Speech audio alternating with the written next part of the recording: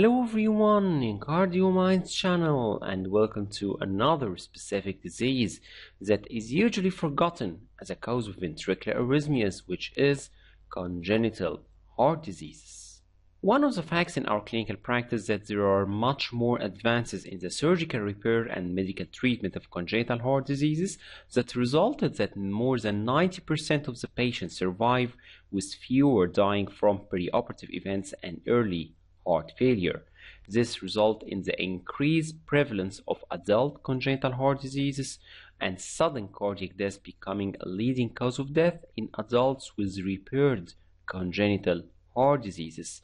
Let's also mention that surgical incisions plus the myocardial scars and any residual or new anatomical abnormalities can form the substrate for scar-related ventricular tachycardia that sometimes may degenerate into VF.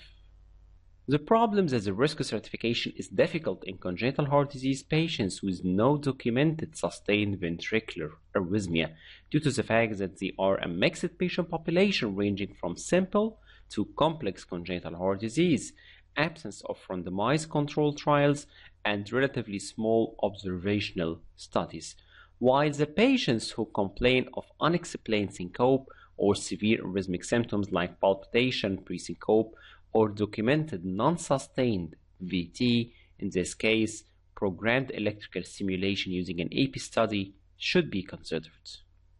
Let's go shortly to the recommendations. Regarding primary prevention in adults with congenital heart diseases with biventricular physiology and a left systemic ventricle who have symptomatic heart failure, NYHA class 2 or 3, and ejection fraction less than or equal 35%, despite 3 months or more of optimized medical treatment, here ICD is a class 1, the same indication as an ischemic LV dysfunction for primary prevention ICD. And if the patient is having presumed arrhythmic syncope with either at least moderate ventricular dysfunction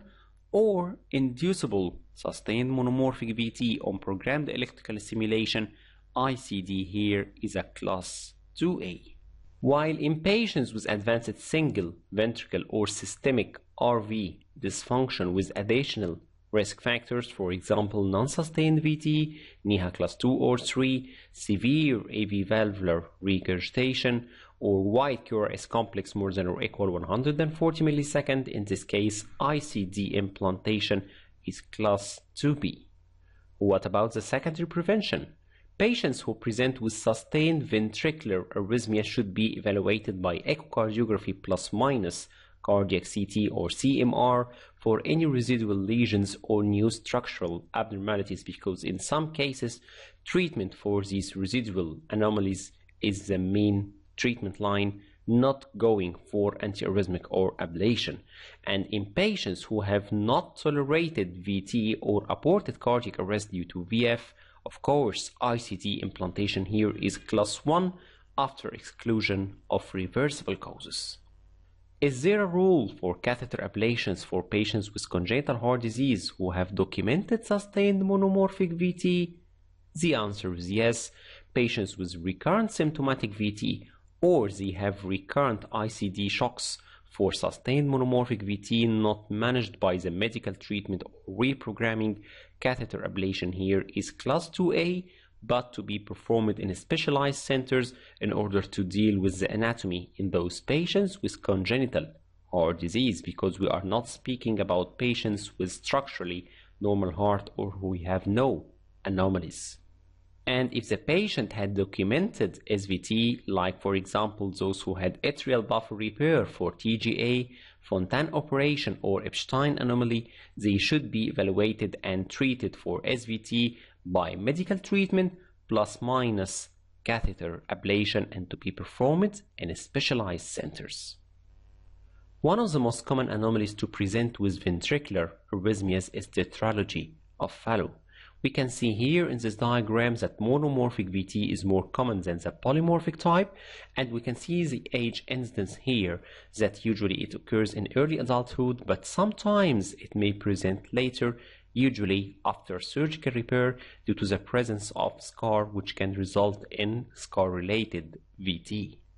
Sometimes asymptomatic Fallot patients may have other indicators for presence of a ventricular arrhythmia substrate, and in this case, EP study may be needed for risk stratification to decide whether this patient will need ICD or not. The surgical repair technique usually affects the risk of ventricular arrhythmias. For example, use of a transannular patch repair is associated with a lower risk of ventricular arrhythmias compared to the older techniques. That's why we need to ask about the type of surgical repair performance. So what are we going to do for primary prevention in Tetralogy of Fallot per se?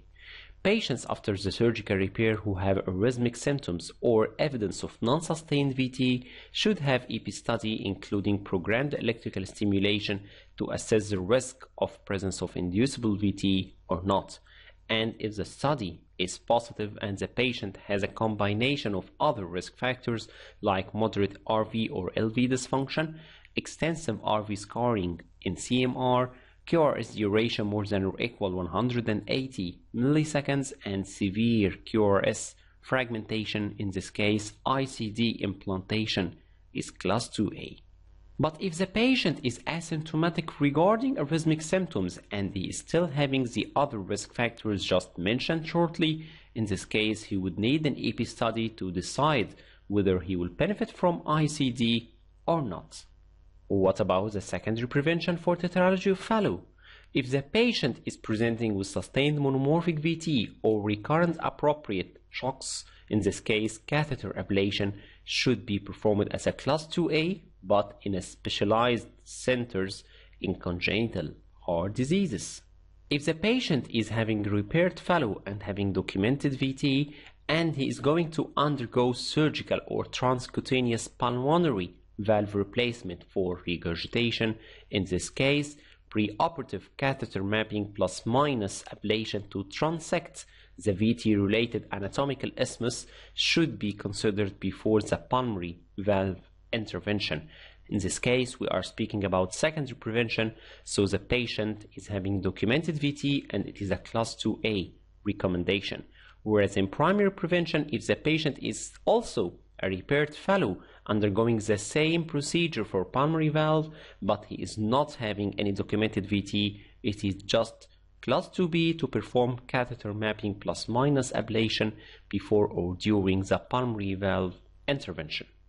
And the last recommendation with us today is that if the patient is having repaired Fallot with a preserved biventricular function and symptomatic sustained monomorphic VT, catheter ablation or concomitant surgical ablation in a specialized center may be considered as an alternative to ICD, because mostly this patient would be indicated for ICD as a first choice, but catheter ablation can be an alternative, but still with weak clinical evidence. And finally, this diagram illustrates how to deal with a sustained ventricular arrhythmia in a patient with congenital heart disease. First of all, evaluate the patient for any residual or new anatomical abnormalities. If there is an evidence for these abnormalities requiring intervention, so the patient would need catheter or surgical intervention for these lesions, but preoperative catheter mapping and ablation before or during intervention is essential, plus minus ICD according to the type of anomaly and the clinical situation. But if the patient is not having any abnormalities to be corrected, in this case you should ask yourself, if the patient is having a simple or moderate congenital heart disease with preserved biventricular function and just hemodynamically tolerated VT, in this case we are going just for catheter ablation, and if it is successful, in this case withhold the indication for ICD implantation. But if the patient is having complex congenital heart disease or RV or LV ventricular dysfunction or hemodynamically not tolerated VT or survivor of VF, so we are speaking about aborted sudden cardiac arrest or failed catheter ablation, in this case we are going for ICD implantation. And if still the patient is having recurrent symptomatic sustained monomorphic VT or receiving appropriate ICD therapies despite medical treatment, in this case catheter ablation is indicated as a class 1 for Tetralogy of Fallot and class 2A for the other types of congenital anomalies. So we have reached the end of our video today, and our take-home message is that the assessment of the risk of tachyarrhythmias and sudden cardiac death is a crucial part of the clinical assessment of any patient with congenital heart disease, depending on the presence or absence of symptoms suggesting arrhythmias, resting ECG, especially the QRS complex, and the ECG during documented tachycardia, complexity of the congenital anomaly, which of course, as more the complex the congenital heart disease, the higher the risk of ventricular arrhythmias, and the LV and RV function. All of these factors, together with the clinical assessment, help to decide the risk of sudden cardiac death, according to which you can decide the appropriate treatment plan. Thank you very much for watching this video, and wait next week for the miscellaneous diseases that are responsible for ventricular arrhythmias.